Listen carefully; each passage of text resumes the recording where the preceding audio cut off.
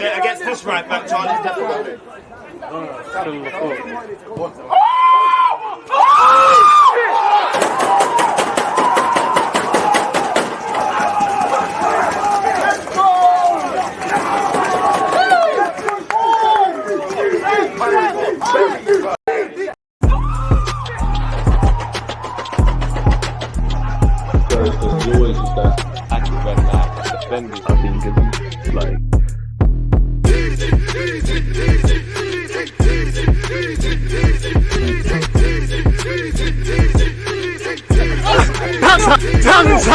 People deluded, I'm back again. Come on, Ian, man. Come on.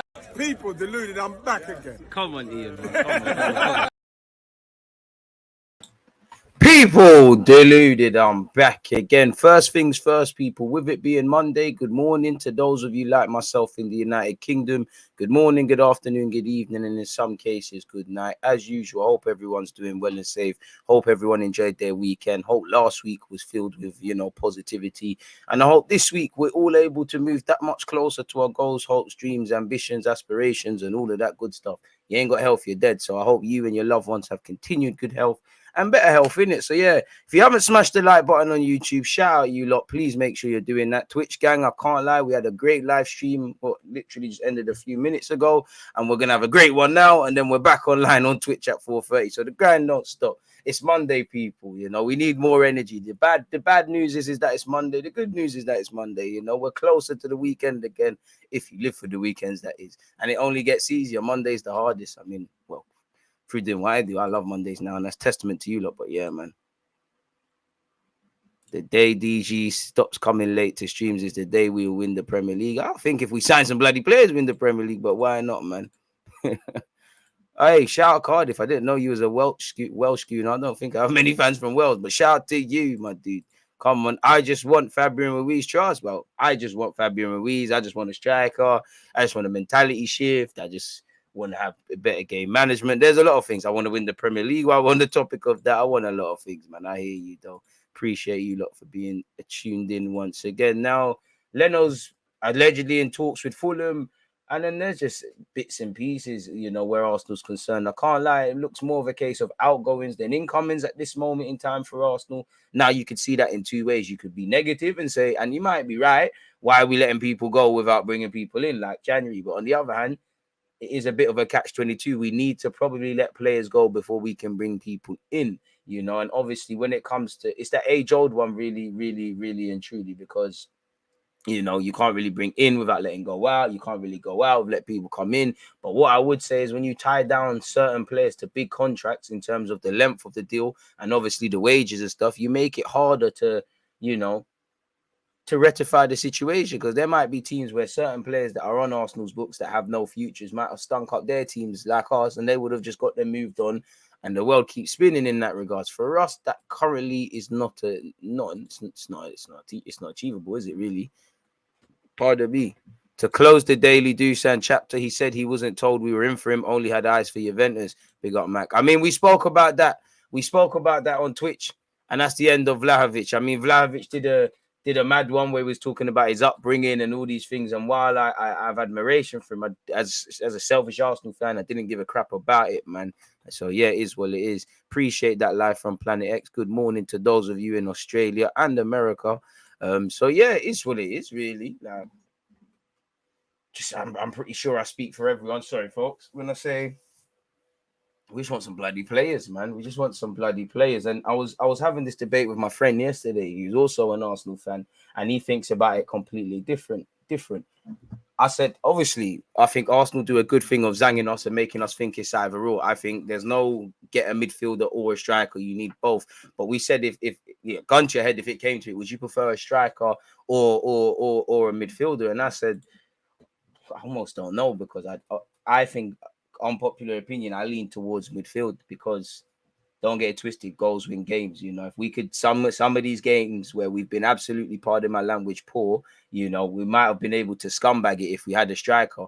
And obviously, we lack goals. Arteta talks about we need to score 100 to 90 to 100 goals. On the best of days, we're going to struggle to do that. But you're not going to be able to do that when you see the wealth of City, what City have.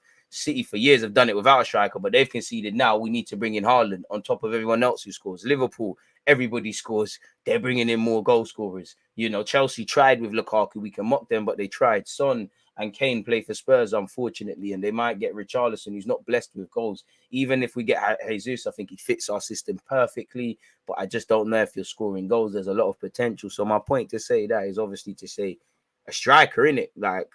But then I said to him, I might prefer a midfielder, you know, purely because you build a house backwards, forward, and I just feel that you can have whatever striker you want, you know, if those behind him are not giving him service and there's no movement, there's no running and all these things, it doesn't matter how good they are. We've been down this road before, so a part of me just really wants midfield to be addressed. And as I keep saying, on top of all the other frustrations with Arsenal, the fact that Mikel Arteta and Edu were midfielders and they've both got a wealth of experience. And I wouldn't say there's any problems up front. We all know we need a striker. I think everyone's happy with the wide options. If we could sign better, then they would do it. But we just need a striker. Everyone can see there's positive stuff with our defense, but it's not really there. Our midfield, what is it about?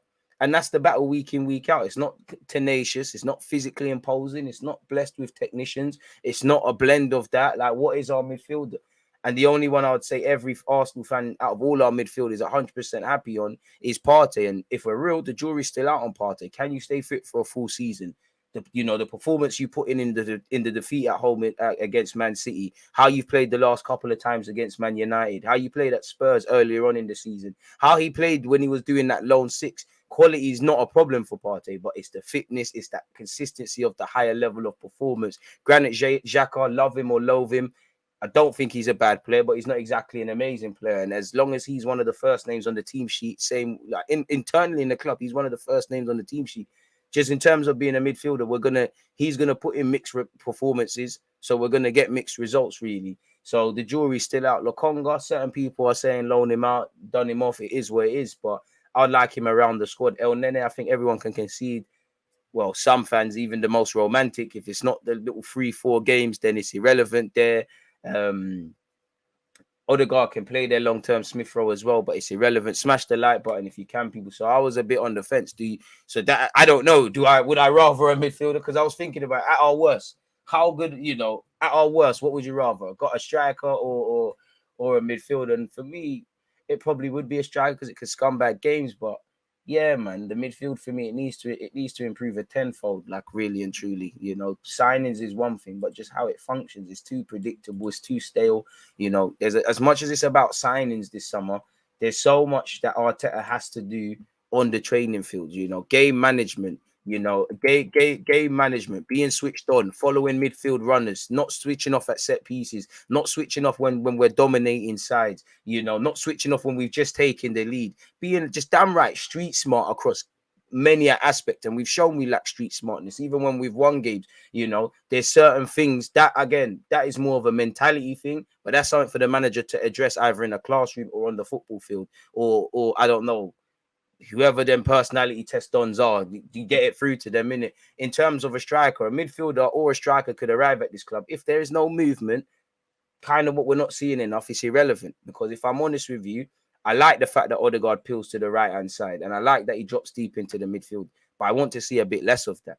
Any of Odegaard's wavy stuff, when he's doing them little flicks for Saka and Eddie and Nketiah, when he's scoring free kicks, when we've scored some good team moves, we're on the counter attack. He's in the final third. He's on the edge of the area. I want that to be a bit more of a case. And I think we're too predictable. Teams know it's Saka and inshallah. Like at Newcastle, they clocked it. Eddie Howe's not a donut. His players are street smart. We ain't got no midfielders that want the ball consistently.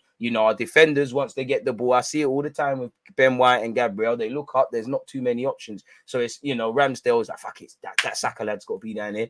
Bangs it. Couple times we might get a trick out of it, but football's a 90-minute game. If you're doing that bare times, it's predictable. They're just going to win the first and second balls. Even if Saka is able to show his ability, get the ball, shield it, turn, there's only so many times. He's not Ronaldo in it, and Messi historically. There's only so many times he's going to get away with that. So I think there's a lot that we need to address on the football field. Buying players is half the job. Buying, if it was on top of buying, we wouldn't be, if the case was just buying, we wouldn't need to do anymore. We bought 2 left. We needed a backup left back. We bought a left back. We needed a backup right back. We've got one. Are they good enough? That's another thing there. Every year we're talking about centre back. Even this year we're talking about centre back. Maybe not a starting one, but we're talking about centre back. But we spent peas on centre backs. It feels like every year for a while we've been buying centre backs. So I'm doing people a bit dirty. But the fact that Xhaka divides opinion, the fact that Pepe divides opinion, shout out to Lacazette, never had to doubt his integrity. But that's a signing that divides opinion. Then you've obviously got the Williams, the Cedrics, giving people new deals